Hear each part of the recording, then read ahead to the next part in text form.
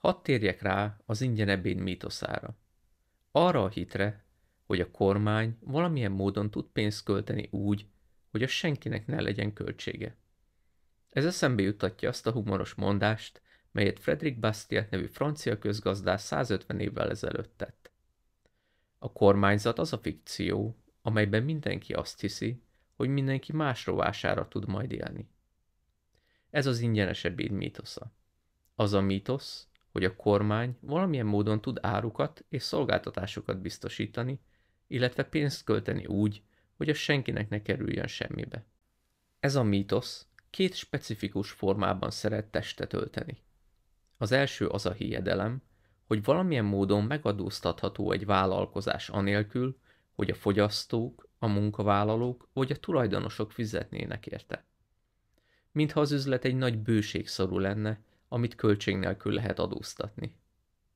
A második forma pedig az a hiedelem, hogy a pénzt lehet teremteni költség nélkül. Ha beindítod a nyomdát, ha előállítod azokat a zöldhasúakat, akkor az emberek gazdagabbá válhatnak anélkül, hogy bárki is szegényebb lenne.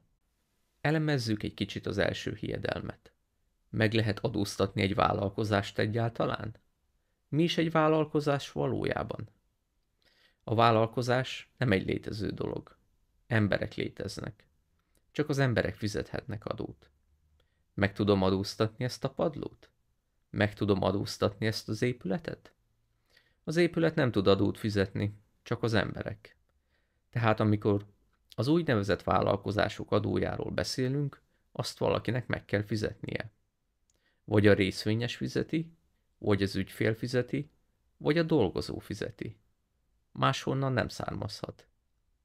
Valakinek fizetnie kell, és mégis újra és újra hallani azt az állítást, hogy nem szabad a magánszemélyek adóját emelni, hanem a vállalkozások adóját kell. A társadalombiztosítás jelenlegi vitája kapcsán ugyanez a fikció merül fel. Van az a fikció, hogy a társadalombiztosítási adó fele a magánszemélyt, fele a munkáltatót terheli, hogy a magánszemély csak 5,5%-ot fizet, a munkáltató pedig ugyanennyit. Ez butaság, ez könyvelés, ez nem közgazdaságtan, ez nem a valóság.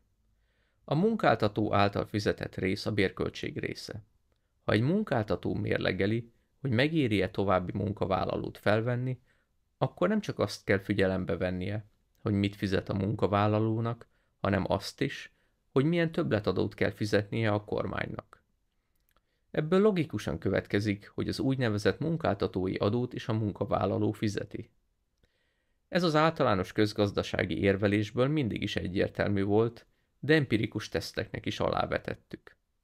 A washingtoni Brookings Institutionből származó, pár éve megjelent könyv is empirikusan bizonyította, hogy a munkáltatót terhelő adót valójában a munkavállaló fizette. Azt a munkavállalóra hárították. Tehát a vállalkozások nem fizetnek adót, és ennek ellenére napjainkban a kongresszus gőzerővel a társadalombiztosítás problémájának orvoslásán dolgozik, úgy, hogy az adó nagyobb hányadát rója ki a vállalkozásokra azon állítólagos indokok alapján, hogy kímélje a dolgozót. Nincs ilyen hatása.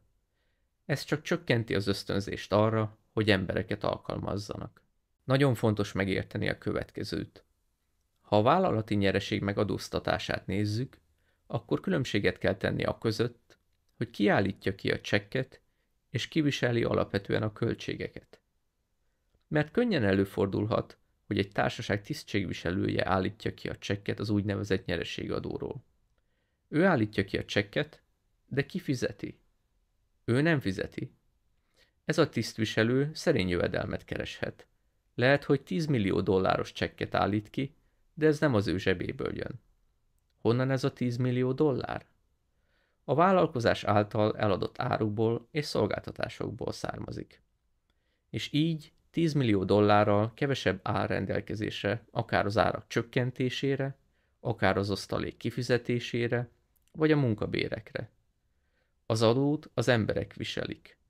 Emiatt én magam mindig is határozottan a társasági adó teljes eltörlése mellett álltam, mert így nyilvánvalóvá válik mindenki számára, hogy embereket adóztatunk meg. Ami pedig a pénz mennyiségét illeti, Nyomtathatnak-e pénzt költség nélkül?